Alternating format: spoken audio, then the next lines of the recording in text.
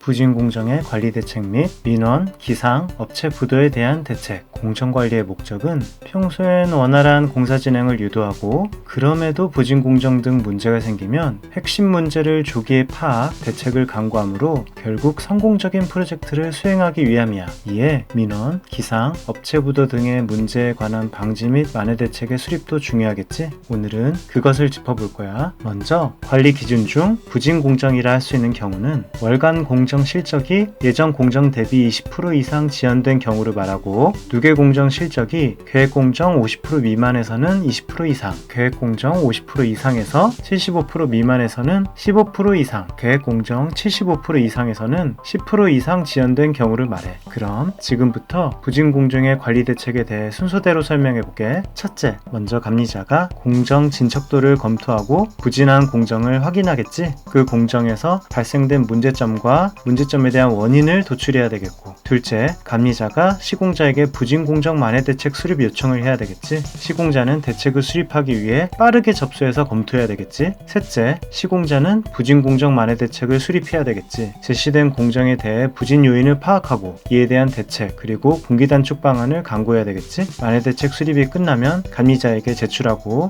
넷째, 감리자는 받은 부진공정 만회 대책을 검토하고 미비점이나 수정 보완할 사항이 있으면 시공자에게 요청해야 되겠지. 필요시 타 대책을 추가로 요구할 수도 있겠고, 마지막 다섯째, 검토 및 수정이 끝나면 부진공정 만회 대책을 사업 주체에 보고하고 제출하는 것으로 부진공정 관리 과정이 마무리돼. 그럼 민원, 기상, 업체 부도에 대한 방지 또는 만회 대책에 대해 정리해볼게. 먼저 민원에 관해서는 방지 대책이 주가 되어야 하는데, 첫째, 공사에 대한 사전공지가 필요해. 인접 주민에 대한 공사의 사전공지를 공식적으로 하고 공사 안내 표지판도 부착해야 되겠지. 둘째, 가급적 주간 작업에 집중해야 해. 소음, 진동에 민감한 야간보다는 주간 작업이 민원이 덜한 건 당연할 거야. 특히 항타나 암굴착 등 소음이 크게 발생하는 사항은 더더욱 주간에 해야 되겠지. 셋째, 공사장 주변 환경관리를 철저히 해야 돼. 요즘 분진 등 환경 민원이 많으니까 당연히 비산먼지 발생 저감을 위해 세륜기, 살수인원, 살수차 등을 철저히 구비해야 돼.